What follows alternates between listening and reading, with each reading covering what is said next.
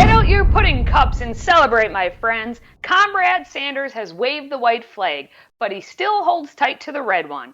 Let's talk about it. I'm Katie Petrick, and this is Healthy Republic. Oh, glorious day to all of you. The big news is that Bernie Sanders has suspended his campaign, which really hasn't been doing anything in the past few weeks since the lockdown. But before I get to what Bernie said, just revel with me.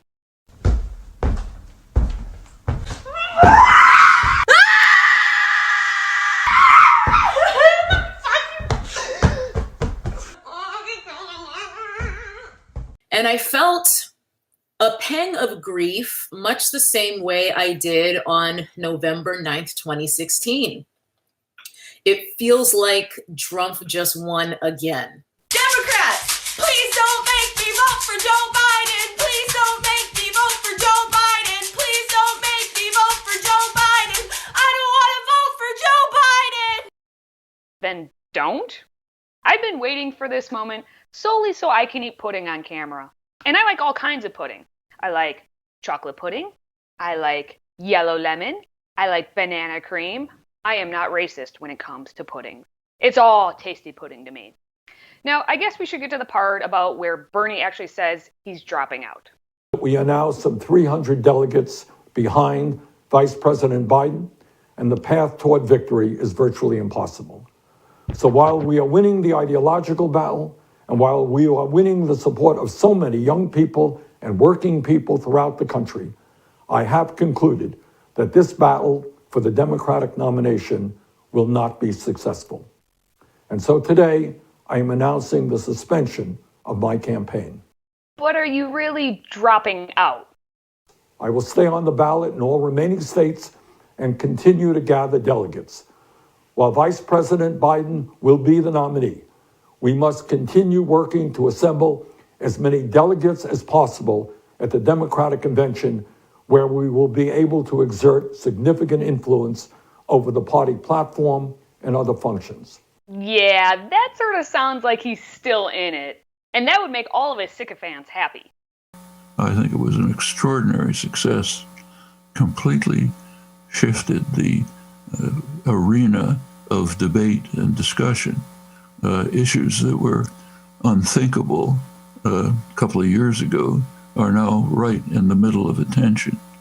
Is it me, or is Noam Chomsky looking rougher than an unused piece of sandpaper? On the other end of the age spectrum is the Sanders protege, Alexandria Cortez.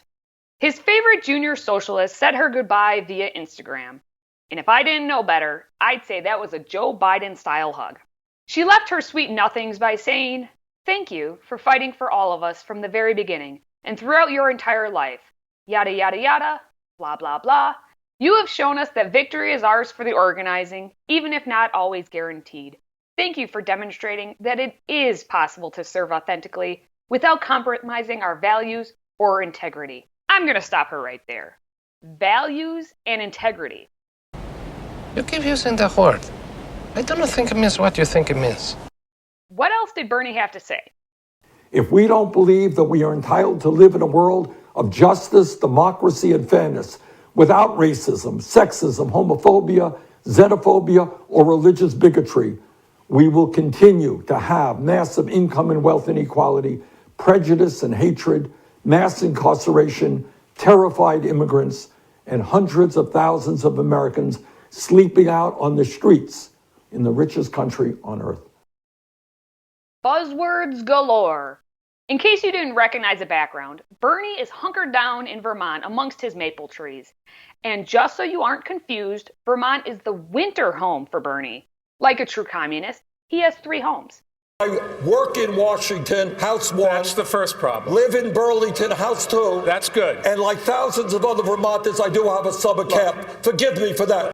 On the topic of living off the mighty hog, where does all that money go that the Sanders campaign raised? In the name of fairness, it should be equally distributed to the masses, including you and me, the plebeians. As of March 20th, NPR reported Sanders had raised more than $181 million. But of course he spent most of that money and now has but $18 million left. You can just add a few pennies to my stimulus check, thank you very much. According to the FEC, Sanders can use the money for moving expenses. Maybe he'll buy a fourth house. He can pay the campaign staff, his fellow commies. He can buy gifts of nominal value, just not for family members. He can donate it to charity, move it to a state or local party committee, transfer it to a future campaign, Lord help us, or give it to a state or local candidate, so AOC. And he could give it back, but that'd be silly.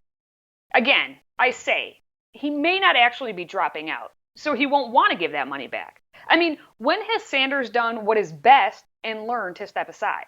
He was in Congress for years. Years. He had one senator support him. Nobody likes him. Nobody wants to work with him. He got nothing done. He was a career politician. He did not work till he was like 41, and then he got elected to something. I mean, yeah, Bernie will not give up on turning this country into his Soviet Union. I don't think this revolution is going to happen overnight. But I do think it's important that in Burlington, Vermont, and in cities and towns all over this country, workers and people who are interested in true democracy begin talking about these ideas. Then maybe in Burlington, Vermont, we will strike a little bit of a spark that might spread around the country. Choice words, because remember these bros who worked for the Bernie Sanders campaign? Bernie doesn't get the nomination, or it goes to the second round at the DNC convention. Milwaukee will burn. Guillotine the rich. The Soviet Union was not horrible. I always said, I'm a communist. I'll straight up get armed. It'll start in Milwaukee, and then when the police push back on that, and other cities will. Yeah, they don't want to spark a revolution. They want carpet bombing. How should we tell them that Bernie has lost? Take it easy, psycho. You blew it, you lose. So Bernie is out, we think. But don't for a second think that his minions, especially those Bernie bros, aren't working behind the scenes for the next wave of freedom takeover.